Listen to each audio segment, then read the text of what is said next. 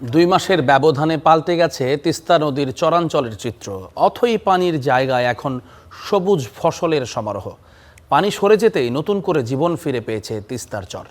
কৃষকের পরিশ্রমে বদলে গেছে হতাশার ছবি। সবুজ সম্ভাবনায় ভর করেছে তিস্তার চরাঞ্চল। চলতি মৌসুমে 500 কোটি টাকার রবি শস্য উৎপাদনের আশা। মাহমুদ রাফিনের রিপোর্টে বিস্তারিত। 2 মাস আগেও যে নদীতে ছিল অথই পানি, কৃষকদের চোখে মুখে ছিল বিষণ্ণতার ছাপ, সেই নদীর বুকে এখন সবুজের বিপ্লব। তিস্তা নদীবিধৌত 5 জেলা নীলফামারী, লালমনিরহাট, রংপুর, কুড়িগ্রাম ও গাইবান্ধার 734টি চরের 81,000 হেক্টর জমিতে চলতি মৌসুমে রবি শস্যের আবাদ চলছে। বেশিরভাগ জমিতে ভুট্টা, বাদাম, আলু, মিষ্টি কুমড়া, সরিষা সহ 18 ধরনের ফসল চাষাবাদ হচ্ছে।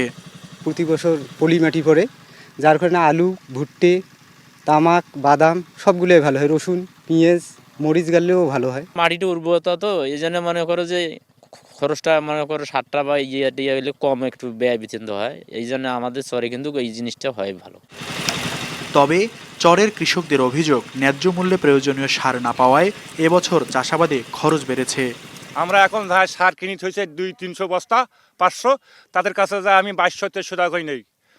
আমাকে লাগে চাহিদা 4 বস্তা, আমাকে দেয় 1 বস্তা। কোনো সরকারের কোনো আমরা কোন নজরও দেয় না, তারা আমাদের দিকে তাকায়ও না। সরকারি সার, কীটনাশক সার, ঔষধ এগুলো আমাদের একটু শর্ট হয়।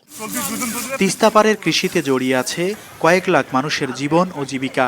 তাই কৃষকদের সহায়তার জন্য মাঠ পর্যায়ে কাজ করছে উপসহকারী কৃষি কর্মকর্তারা।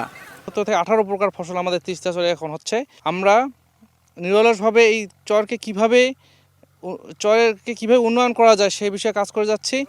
চরের কৃষির মান উন্নয়নে বিশেষ গুরুত্ব দিয়ে 2টি প্রকল্প বাস্তবায়ন হচ্ছে বলে জানান কৃষি অধিদপ্তরের অতিরিক্ত পরিচালক। বলেন, চলতি মৌসুমে প্রায় 500 কোটি টাকার ফসল উৎপাদনের আশা রয়েছে। চরকে কেন্দ্র করেই কিন্তু 2টি প্রকল্প এখানে কাজ করছে। এছাড়াও আমাদের আরও বেশ কয়েকটি প্রকল্প আছে, যেগুলো আমরা যেখানে বিশেষ করে স্ট্যাবল চর, সেই জায়গাগুলোতে কিন্তু আমরা বিভিন্ন প্রকল্পের কার্যক্রমও চেষ্টা করছি সেখানে পরিচালনা করার জন্য। রংপুর বিভাগের 5 জেলায় 1,04,000 হেক্টর জমি তিস্তা নদীর চরে, যা মোট আবাদি জমির 11%। প্রাকৃতিক দুর্যোগ আর অনিশ্চয়তার মধ্যেও থেমে নেই তিস্তাপাড়ায় কৃষকদের জীবন সংগ্রাম। তাদের এই সংগ্রামের ফসল মৌসুমে শত শত কোটি টাকার রবি শস্য উৎপাদন। পানি নেমে গেলেই যে জীবন সংগ্রাম থেমে থাকে না, তিস্তার চর তার জীবন্ত প্রমাণ। Mahmud Rafin, star news, Rangpur.